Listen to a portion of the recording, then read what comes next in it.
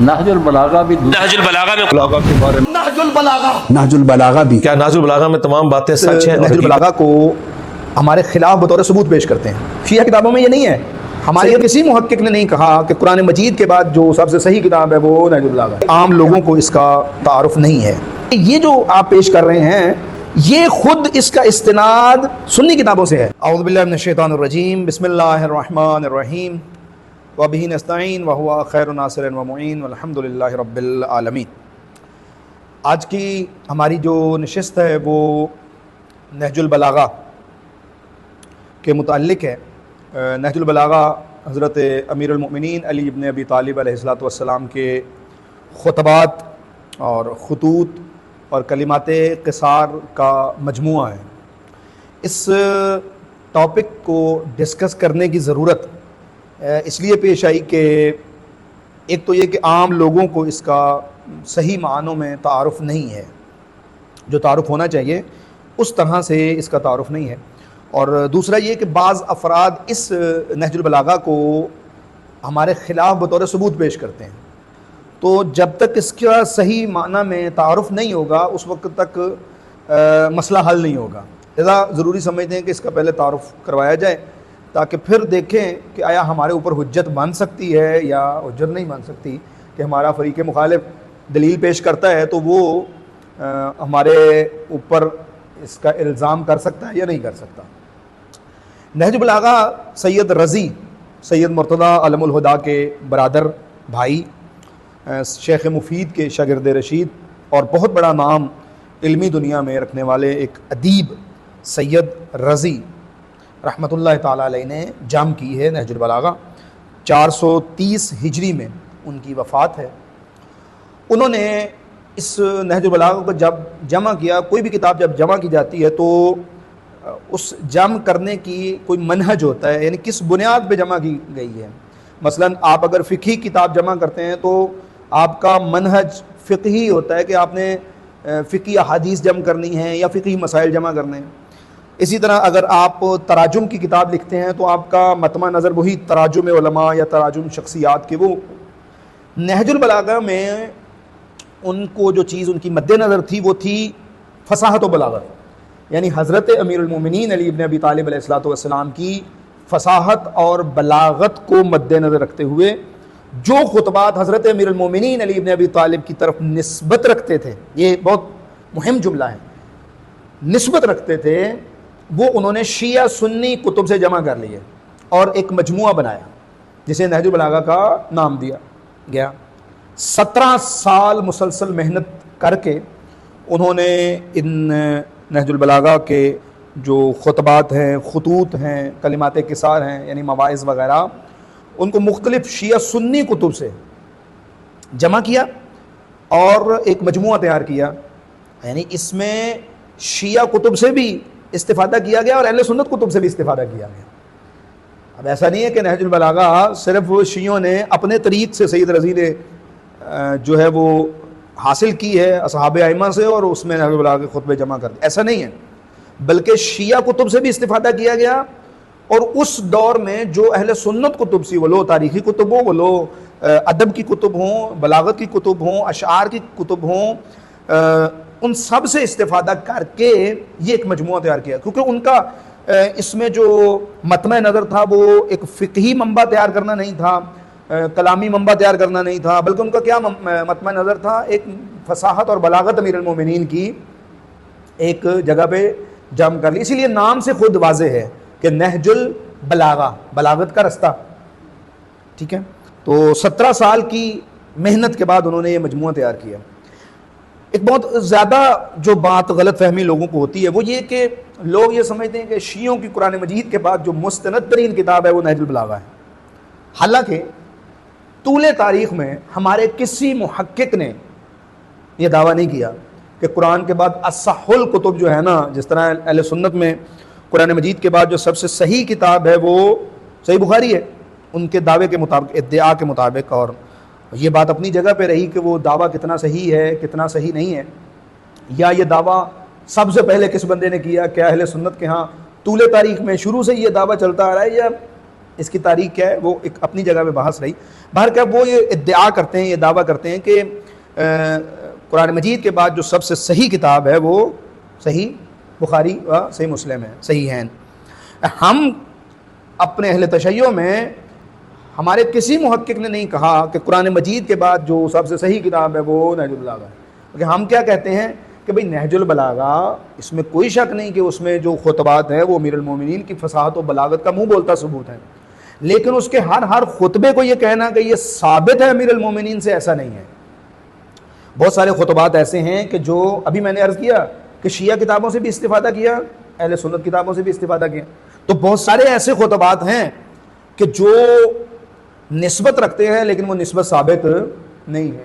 بہت ساری چیزیں اس میں ایسی ہیں تد کی جائے اس میں تو پتہ چلتا ہے کہ نہیں وہ ہمارے مکتب کا حصہ ہی نہیں ہے وہ تعلیمات.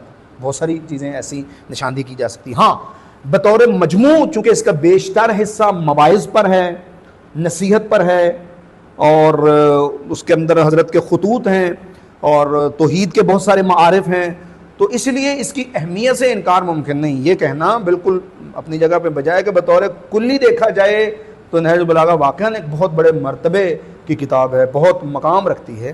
لیکن کتاب کا علمی مقام ہونا، کتاب کی اہمیت ہونا ایک اپنی جگہ پہ ایک چیز ہے، اور کتاب کے تمام مندرجات کا صحیح ہونا ایک الگ چیز ہے. ہمارے ہاں اصول کافی کی جو حیثیت ہے وہ حیثیت اور کسی کتاب کی نہیں ہے. اصول کافی سب سے، لیکن کیا اصول کافی کے سارے مندرجات ثابت ہے؟ ہر روایت ثابت ہے؟ ہم کہتے نہیں، ہر روایت قابل تحقیق ہے، صحیح بھی ثابت ہو سکتی ہے تو ضعیف بھی ثابت ہو سکتی ہے، قابل قبول بھی ہو سکتی ہے، قابل رد بھی ہو سکتی ہے. تو بالکل اسی طریقے سے نہج البلاغہ کا بطور ایک کتاب اگر دیکھا جائے تو ہاں نسبت ثابت ہے. سید رضی نے اس کو جمع کیا، اس دور سے لے کر آج تک اس کی شروحات بالکل لکھی جا رہی ہیں. شیعہ علماء اس کو آن بھی کرتے ہیں کہ بھئی ہاں سید رضی نے خطبات نہج البلاغہ کے جمع کیے، بالکل ٹھیک بات ہے. اما اس کا ہر خطبہ ثابت ہے، ہر اس کے جو خطوط ہیں تمام وہ ثابت ہیں، تو ایسا کسی شیعہ محقق نے آج تک دعویٰ نہیں کیا، کیونکہ ایسا ہے نہیں. کسی شیعہ محقق نے ایسا آج تک دعویٰ نہیں کیا. نہ صرف یہ کہ دعویٰ نہیں کیا، اس کے برعکس دعوے موجود ہیں کہ بھئی کچھ کلام ایسے ہیں کہ جو سید رضی نے اس میں لکھے ہیں لیکن وہ شیعہ علماء کے طریق سے نہیں آئے کہ ہمارے اوپر حجت بن سکے، بلکہ وہ کہاں سے آئے ہیں؟ وہ اہل سنت طریق سے آئے ہیں. وہی چند دن پہلے ایک بحث چلی، ایک شخص نے عمر ابن خطاب کی مدح میں ایک وہ جملے پیش کرنے کی کوشش کی، للہ در فلان، ٹھیک ہے، تو کہا کہ آپ کی سب سے مستند کتاب میں ایسا لکھا ہوا ہے، اور پھر اس کے اوپر احتجاج قائم کیا گیا. تو اب وہ غلط فہمی کیوں پیدا ہوئی؟ وہ غلط فہمی اس لیے پیدا ہوئی کہ انہیں نہج البلاغہ کا صحیح تعارف نہیں تھا. کہ اولاً تو یہ کہ یہ جو آپ پیش کر رہے ہیں کہ حضرت عمر کی وفات کے اوپر مولا امیر المومنین نے ایسے جملے کہے، یہ خود اس کا استناد سنی کتابوں سے ہے، شیعہ کتابوں میں یہ نہیں ہے. سید رضی نے بھی اہل سنت کتابوں سے لے کر نہج البلاغہ میں لکھ دیا. یعنی اس شخص نے یہ شور کیا اور کہا کہ دیکھیں جی، مفتی جعفر رحمۃ اللہ علیہ نے ترجمہ کیا تو دیکھیں جی حضرت عمر کے جو ہے نا وہ بغض میں انہوں نے نام چھپا دیا حضرت عمر کا، حالانکہ جن کتابوں سے سید رضی نے لیا وہ اہل سنت کی کتابیں ہیں، ان میں بھی نام مشکوک ہے کہ اس سے مراد کون ہے. 2-3 نام اس میں جو ہے وہ سامنے آتے ہیں کہ یہ مراد ہے، یہ مراد ہے، یہ مراد، اور اس کا کلمات مد ہونا بھی اصلاً زیر سوال ہے. تو اب غلط فہمی کہاں سے پیدا ہوئی؟ کیونکہ اسے پتہ نہیں تھا کہ شیعہ کے ہاں اس کی علمی حیثیت کیا ہے، اور شیعہ نہج البلاغہ کو کس انداز سے مانتے ہیں شیعہ علماء. عام عوام کی بات نہیں. عام عوام اگر کچھ کوئی بات کہتی ہے یا کچھ وہ افراد جو ذوق مطالعہ تو رکھتے ہیں لیکن اس فن کے ماہر نہیں ہیں، اگر وہ یہ بات کرتے ہیں تو ان کی ماہرین کی بات ہوتی ہے نا، ان کی تو کوئی حیثیت نہیں.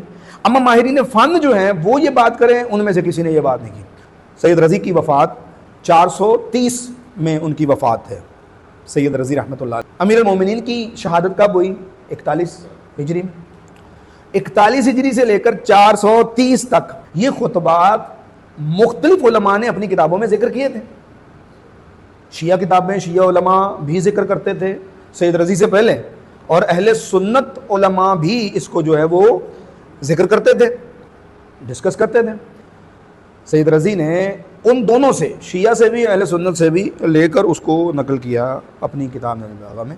اور اسی لیے فقط یہ میرا دعویٰ نہیں ہے، اس پہ متعدد کتب لکھی جا چکی ہیں کہ نہج البلاغہ کے مصادر کون سے ہیں۔ ظاہر ہے 430 سے لے کر اپنی وفات سے تقریباً 6 سال پہلے وہ اس کتاب کو مکمل کر چکے تھے سید رضی، اپنی وفات سے 6 سال پہلے تقریباً، تو ان کی وفات سے چلے لے لیں پیچھے امیر المومنین تک یہ فاصلہ جو ہے اس کو تو مکمل کرنا ہے، تو وہ شیعہ سنی دونوں کتابوں سے لے کر لکھا گیا، اس کے منابع میں شیعہ بھی آتے ہیں سنی بھی آتے ہیں، لہذا اس کو اس بنیاد پر ہمارے اوپر حجت بنا کے پیش کرنا کہ شیعہ کے ہاں چونکہ جو ہے وہ ایک مستند کتاب ہے، چونکہ جو نہج البلاغہ میں بھائی نہج البلاغہ کا اصلاً جو منبع ہے خود نہج البلاغہ کا، اس پہ بات ہونی چاہیے کہ وہ سورس کیا ہے، کیا شیعہ علماء اس کو آن کر رہے ہیں، کیا شیعہ علماء اس کو لے رہے ہیں، تو پھر تو آپ کی بات ٹھیک ہے، اور اگر شیعہ علماء نہیں لے رہے تو پھر یہ عام عوام کی بات سن کے یہ دعوے کرنا غیر علمی ہونے کی بھی دلیل ہے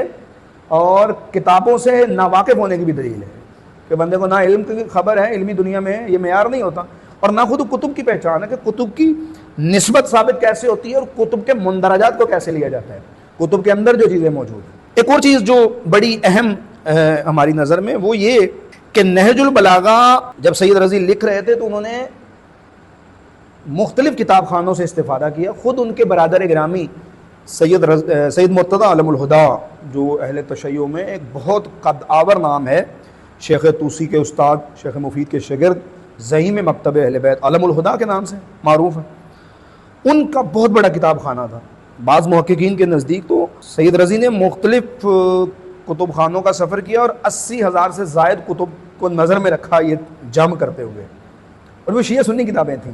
سب سے پہلے اگر کسی نے دلیل دینی ہے تو اسے نہج البلاغہ کو پورے طور پہ سمجھنا چاہیے کہ نہج البلاغہ ہے کیا۔ اگر وہ اس چیز کو سمجھ لیتا ہے تو پھر میرے خیال میں آدھی اس کی مشکلات جو ہیں وہ بالکل آسان ہو جائیں گی کہ یہ شیعوں کے اوپر حجت بننے کی صلاحیت بھی رکھتی ہے یا حجت بننے کی صلاحیت نہیں رکھتی۔ مطلب بعض بندے ہوتے ہیں کہ جو ان کو طبیعت میں جلدی ہوتی ہے اور وہ اس کو شیعوں کی رد میں پیش کر دیتے ہیں۔ دوسری بات یہ کہ نہج البلاغہ اس دور سے لے کر آج تک بعض لوگوں نے یہ دعویٰ کیا ہے کہ اب وہ جواب تو نہیں دے پائے اور اس کی فصاحت تو بلاغت جیسی نہج البلاغہ کے اندر ہے، کسی اور صحابی کی اس قدر کیا اس کے 100ویں حصے میں بھی نہیں پہنچتی وہ بلاغت، وہ فصاحت، جیسا کہ ابن ابی حدید و دیگر علماء نے کہا کہ حیدر کرار علیہ الصلوۃ والسلام کا کلام سب سے جدا ہے، قوانین عقلیہ پر مشتمل کلام ہے۔ مختلف لوگوں نے جن کو اہل بیت سے تعصب بھی تھا انہوں نے کہا سید رضی نے خود گھڑی ہے، یعنی افراط و تفرید ہے نا۔ بعض بندے کہتے ہیں کہ ساری مولا علی کی کتاب ہے، شیعوں کے اوپر حجت بن سکتی ہے، لہذا اس کو جو بھی اس میں جملہ آتا ہے وہ شیعوں کے اوپر جو ہے وہ، دوسرا فریق جو اس کے مد مقابل ہے اس نے کیا کہا، اس نے کہا نہیں یہ ساری گھڑی سید رضی نے، یہ دعویٰ بھی غلط ہے۔ سید رضی رحمۃ اللہ تعالیٰ علیہ جامع تھے، موجد نہیں تھے، یعنی بنائی نہیں ہے۔ ہمارے علماء نے اس پہ کتابیں تفصیلی لکھی، ان چیزوں کے جواب دیے کہ بھائی یہ آپ ایک خطبہ نہج البلاغہ کا ایسا دکھائیں جو سید رضی سے پہلے مختلف کتابوں میں نہ ہو، جس کو علماء نے ذکر نہ کیا ہو۔ ہاں یہ ہو سکتا ہے کہ کسی دور میں وہ کتابیں اویلیبل تھیں، آج نہیں ہیں، لیکن نہج البلاغہ کے اندر جو تعلیمات ہیں وہ تعلیمات خود بول کے کہہ رہی ہیں کہ یہ علی حیدر کرار کے علاوہ کوئی کلام نہیں کر سکتا ایسا کلام۔ علامہ سید العلماء علامہ نقر رحمۃ اللہ تعالیٰ علیہ نے ایک بہت خوبصورت دلیل دی، انہوں نے کہا امیر المومنین کے خطبات پڑھیں، علی حیدر کرار کے خطبات میں جب قرآن کی آیت آتی ہے بولتے ہوئے تو قرآن کی آیت میں اور مولا علی کے کلام میں واضح فرق نظر آتا ہے کہ کلام اللہ کون سا ہے اور کلام امیر المومنین کون سا ہے۔ اسی طرح سید رضی کے کلمات بھی موجود ہیں بعض جگہ پہ وضاحتی، اور الگ سے ان کی کتابیں بھی موجود ہیں، ان کے اشعار بھی موجود ہیں، اور یہ نہج البلاغہ کا کلام بھی موجود ہے۔ تو آپ دونوں کو سامنے رکھیں، آپ کو پتہ چل جائے گا کہ علی حیدر کرار کا کلام کون سا ہے اور سید رضی کا کلام کون سا ہے، واضح فرق موجود ہے۔ یہ دعویٰ بالکل جو ہے وہ بے بنیاد دعویٰ ہے۔ مزید یہ کہ ہمارے علماء اور اہل سنت علماء بھی دونوں نے اس کتاب کی اہمیت کو پہچانا کہ کتاب کی اہمیت میں کوئی شک نہیں ہے، اور اس کی شروحات متعدد لکھی گئی۔ خود سید رضی کے دور سے یہ شروعات شروع ہو چکی تھی، آپ کی موجودگی میں آپ کے ہی معاصر ایک عالم دین نے اس کتاب کی شرح لکھی، ولذا اس دور سے لے کر آج تک اس کی شروعات لکھی جا رہی ہے۔ اس کا استناد سید رضی کی طرف ثابت ہے، اس سے لے کر آج تک محفوظ طریقے سے ہم تک پہنچی ہے، اس کے نسخے موجود ہیں مختلف طریقے سے، اس کے اندر جو مندرجات ہیں وہ دونوں کتابوں سے لیے گئے ہیں، اس پہ کوئی بحث نہیں ہے، علمی دنیا میں کوئی بحث نہیں۔ ہاں اگر کوئی کم علم آدمی اس پہ بات کرتا ہے جس کو چیزوں کا مکمل علم نہ ہو تو وہ ایک الگ بات۔ جی علامہ صاحب یہ بتا دیں کہ کیا ابن حدید شیعہ تھے؟ آپ کا سوال ویسے آدھا سوال ہے، اس کو میں مکمل کرتا ہوں کہ نہج البلاغہ کی مختلف شروحات ہیں، اس میں شیعہ شروحات بھی ہیں، شیعہ علماء کی لکھی بھی، اور اہل سنت علماء کی شروحات بھی ہیں. جو سب سے زیادہ معروف ہمارے ہاں ہوئی وہ ابن ابی حدید المعتزلی کی شرح زیادہ مشہور ہوئی ہمارے ہاں. بہت ساری ایسی چیزیں ہیں کہ جو صرف اسی شرح کے اندر موجود ہیں, کہیں اور پہ موجود نہیں ہیں. بہت ساری شروحات کا ذکر ملے گا. 80 شروحات صاحب غدیر علامہ عبدالحسین امینی رحمۃ اللہ تعالیٰ علیہ نے 80 سے زیادہ شروحات تک انہوں نے ذکر کیا ہے. باقی اور دیگر علماء نے بھی اپنی اپنی کتب میں اس کی متعدد شروحات کا ذکر کیا ہے. تو سب سے زیادہ جو معروف ہوئی وہ ابن ابی حدید معتزلی کی. اب ہوا کیا, یہ آپ کا سوال یعنی کیوں پیدا ہوا, یہ سوال ہوا یہ کہ جو اس کے اندر ابن ابی حدید کی شرح کے اندر جو چیزیں موجود ہیں اس نے وہ حقائق لکھے کہ جو حقائق باقیوں نے نہیں لکھے. کیونکہ ابن ابی حدید معتزلی نے 50 ان تاریخی منابع سے استفادہ کیا. یہ بڑا اہم ہے, تاریخی ان کتب سے استفادہ کیا جو آج ناپید ہو چکی ہیں. اس میں وہ حقائق بھی بیان کیے جس کو بہت سارے لوگ جو ہیں وہ چھپانا چاہتے تھے. اب وہ چونکہ جو فریق مخالف ہے اس کے بہت سارے عقائد, بہت سارے نظریات دھڑام سے نیچے گر جاتے ہیں. جب اپنا عالم کوئی لکھ رہا ہو کہ یہ چیز جو ہے وہ حقیقت پہ مبنی ہے, یہ چیز حقیقت پہ مبنی ہے, تو اب وہ اس چیز کو ہضم نہیں کر پاتے, تو وہ اپنے عالم کو ہی اپنی صف سے نکال دیتے ہیں. ایسا آپ کو کئی جگہ پہ ملے گا کہ جس نے اہل بیت کی شان میں ایک حدیث بھی نقل کی اس کو شیعہ کہہ دیا, جس نے اہل بیت کی شان میں ایک روایت بیان کی اس کو شیعہ کہہ دیا. وہ اس دور میں بھی تھا, آج کے دور میں بھی ہے. کئی متعدد اہل سنت علماء ایسے ہیں کہ جنہوں نے صرف یہ جرم کیا کہ ایک روایت اہل بیت کی شان میں نقل کر دی, ان کو شیعہ کہہ کے. حاکم نشاپوری دیکھ لیں, عبد الرزاق دیکھ لیں, حتیٰ امام نسائی دیکھ لیں, امام شافعی دیکھ لیں, جن بندوں پہ بنیاد کھڑی ہے اہل سنت کی, ان کے اوپر شیعہ ہونے جرم فقط اہل بیت علیہ الصلوۃ والسلام کی. تو ابن ابی حدید نے چونکہ امیر المومنین علیہ الصلوۃ والسلام کی افضلیت کا قائل تھا, تفضیلی تھا, اور امیر المومنین کے کلام کو باقیوں کے کلام سے منفرد سمجھتا تھا, اور امیر المومنین علیہ الصلوۃ والسلام کے جو کلام کو بہت اہمیت دینے کے بعد حقائق بہت سارے اس نے نقل کے, لہٰذا اس کو کہا جانے لگا کہ یہ شیعہ ہے. حقیقت یہ کہ شیعہ نہیں تھا, معتزلی تھا. دلیل یہ کہ اسی شرح کے اندر نہج البلاغہ کی, جو ابن ابی حدید کی شرح نہج البلاغہ 20 جلدوں میں متعدد جگہوں پر اس نے شیعوں کے اوپر جو ہے وہ جوابی حملہ کیا ہے, شیعوں کے اوپر قدغن لگائی ہے, شیعوں کو جواب دیا ہے, امامیہ کے اعتراضات کو رد کیا ہے مختلف جگہوں پر. اگر وہ شیعہ ہوتا مختلف جگہ پہ آپ کو ملے گا, اگر آپ پڑھیں قالت الامامیہ, امامیہ یہ کہتے ہیں, ٹھیک ہے, پھر رد کرتا ہے ہمارے نظریات کو پیش کر کے. پھر نہج البلاغہ کی ابتدائی پڑھ لی جائے اس شرح کی جو ابن ابی حدید نے لکھی ہے, تو اس میں وہ شروع یہاں سے کرتا ہے کہ قدم المفضول علی الفاضل. حمد ہے اس اللہ کی جس نے مفضول کو فاضل کے اوپر مقدم کیا. یعنی علی افضل تھے حضرت ابوبکر سے ان کے مطابق, لیکن اللہ نے ان کو بقول ابن ابی حدید کے مقدم کا. یہ کسی شیعہ کا نظریہ ہے, شیعہ تو تقدیم کے قائل ہی نہیں, اور علی حیدر قرار کے علاوہ کسی کو تسلیم نہیں کرتے. لہٰذا یہ جملہ, اور پھر اس نے متعدد جگہوں کے اوپر ہمارے جو بیسک نظریات ہیں ان کو جو ہے وہ, اب چونکہ وہ حقائق لکھتا تھا, سابق سنت یہی رہی ہے کہ جو حقائق لکھے اس کو شیعہ کہہ دو, کیونکہ وہ اہل بیت سے محبت کرتا تھا. جیسا اس کا قصیدہ سبعینیات, 7 اس کے بڑے قصیدے علی مولا کی شان میں آج مل جاتے ہیں, تو اسے شیعہ کہہ دو. اور پھر یہ کہ وہ امیر المومنین کی مد کرتا تھا, اس کے بڑے شاندار اشعار ہیں, لہذا اس کو شیعہ کہہ دو. حالانکہ وہ شیعہ نہیں تھا, معتزلی تھا, شیعہ بالکل نہیں تھا. جی قبلہ شرح نہج البلاغہ ابن حدید کا حوالہ دیا جا سکتا ہے؟ دیکھیں,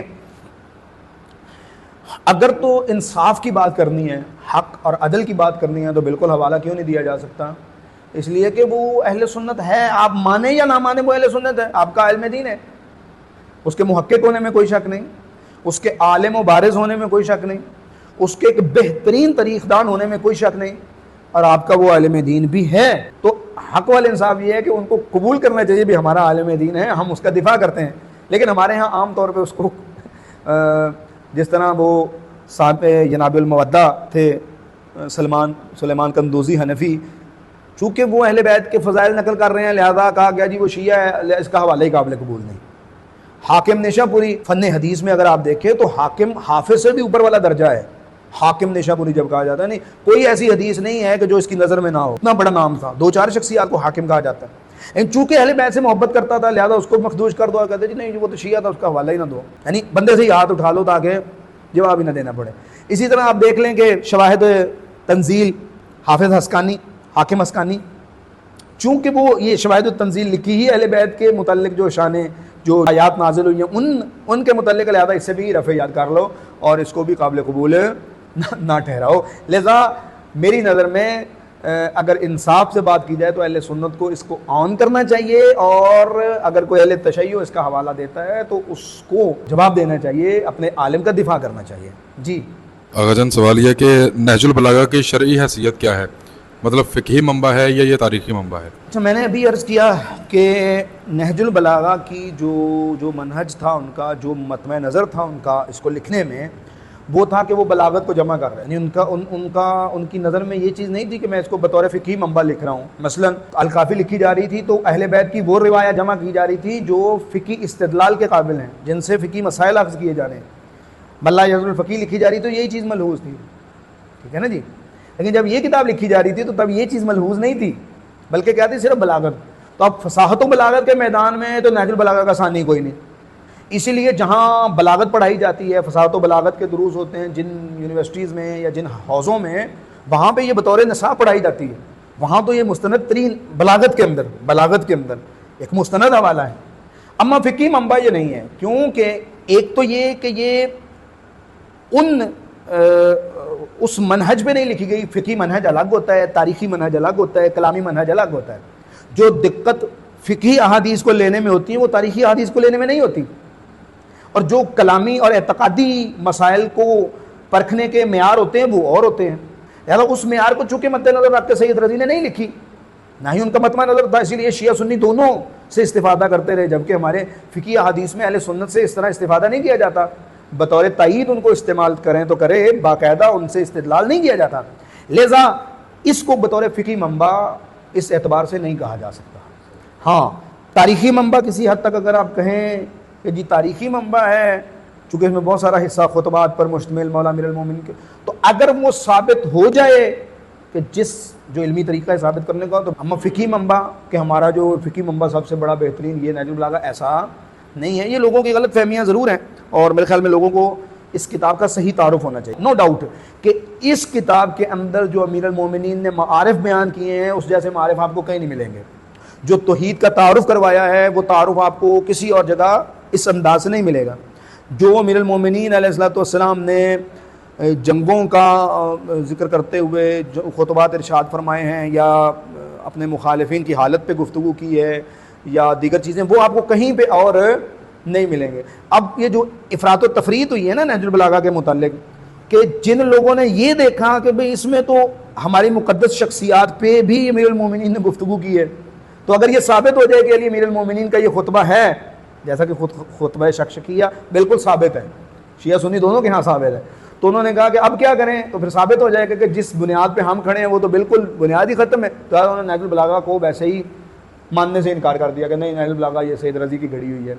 جس بندوں نے یہ دیکھا کہ یار جن کے پیچھے ہم لگے ہوئے ہیں ان کا کلام تو اتنا خوبصورت نہیں ہے، ان کے کلام میں یہ فصاحت و بلاغت نہیں ہے، ان کے کلام میں یہ معارف نہیں ہے، نہ وہ ایک جملہ بھی اس طرح کا کہہ سکتے ہیں. اور علی حیدر قرار کا کلام فوق کلام المخلوق تحت کلام الخالق. لہذا اب کیا کریں؟ تو اب انہوں نے کیا کیا، انہوں نے یعنی ایک فرقے نے سرے سے کہہ دیا سید رضی کا گھڑا ہوا ہے، اور ایک فرقے نے جو ہے نا وہ کہنا شروع کر دیا کہ نہیں، اس میں مل جل کے بات ہوئی ہے. اور یہ جو ہے نا وہ تیسرا فریق جس نے دیکھا اس نے دیکھا کہ بھئی نہج البلاغہ میں کچھ چیزیں ایسی ہیں کہ جو ہمارے لیے کارآمد ہو سکتی ہیں، جیسا کہ للہ در و فلاں ابھی میں نے کہا، جیسا کہ اور دیگر نلتا من سحرہی ما لم ینالا. تو انہوں نے کہا اب کیا کریں؟ تو انہوں نے کہا اب یہ کریں کہ ان کو شیعوں کے کھاتے میں ڈال دو مکمل، کہ یہ ساری کی ساری شیعوں کی ہے. یعنی شیعوں سے مراد کہ سید رضی نے لکھی ہے، اور شیعوں کے یہاں سب سے مستند کتاب یہی ہے تاکہ شیعوں پہ حجت قائم. تو یہ دونوں افراط و تفریط پر مشتمل باتیں ہیں. نہ ہم اس کے قائل ہیں کہ نعوذ باللہ سید رضی نے خود گھڑی یہ کتاب، نہیں، انہوں نے جمع کی ہے، اور بیشتر خطبات اس کے ثابت ہیں امیر المومنین سے، مواعظ ثابت ہے، خطوط ثابت ہیں. لیکن اس کو کہنا کہ 100% 100% امیر المومنین کی طرف یہ سارے خطبات ثابت ہیں، نہیں، بہت ساری چیزیں ایسی ہیں کہ جو صحیح طریق سے ثابت نہیں ہیں. جی علامہ صاحب، فصاحت و بلاغت کو دیکھا جائے تو سخن اور علم عروض بھی اس میں ہوگا کیا؟ علم عروض شامل ہے اس میں؟ इसकी थोड़ी सी बिल्कुल। वजाहत फरमा दें। देखें इल्म उरूज इसमें शामिल हैं, वो तो अशार की बहस में आएगा ना। बाज़ जगह पे अगर आप देखें तो हज़रत ने अशार कहे हैं इसी नहजुल बलागा में, असल तो वो बहस है अशार में। अगर आप जाएँ नसर में ये बहस नहीं होती, उरूज की बहस होती है अशार में, वज़न की, इनकी, उरूज की, बाकी चीज़ों की। तो जहाँ पे हज़रत के अशार हैं वहाँ पे फिर उलमा ने अपने अशार भी लिखे हैं साथ में। नहजुल बलागा को अगर आप पढ़ें तो कुछ जगह पे हज़रत के अशार मौजूद हैं, और सैयद रज़ी ने भी फिर, क्योंकि सैयद रज़ी बला के अदीब थे, तो इसकी शुरुआत में बिल्कुल ये बातें मौजूद हैं। अगर आप जो ख़ुद इब्ने अबी हदीद की अपनी शराही पढ़ लें तो इसमें मुतअद्दिद जगह पर ये बातें आपको मिल जाएंगी। लेकिन ये जो मुनाजराना फील्ड है, या ये जो अवामी सतह है, या ये जो मसाइल खिलाफियाँ हैं, इससे ये बहस चूँकि खारिज है, तो इसलिए आम तौर पे जो है ना इस पर बहस नहीं की जाती। और फिर इसका मारिफ़ दीनी में कोई असर नहीं है। अदबी ज़ौक़ है, बंदे के अदीब होना ना होना इसी से परखा जाता है। अम्मा इसे फ़र्क क्या पड़ेगा, नहीं फ़र्क कोई नहीं पड़ता। इसलिए उलमा आम तौर पे इसको आम शुरुआत में इग्नोर कर देते हैं। सल्लल्लाहु अला मुहम्मद व इतरतिहिल अत्यबीन अल अत्हरीन।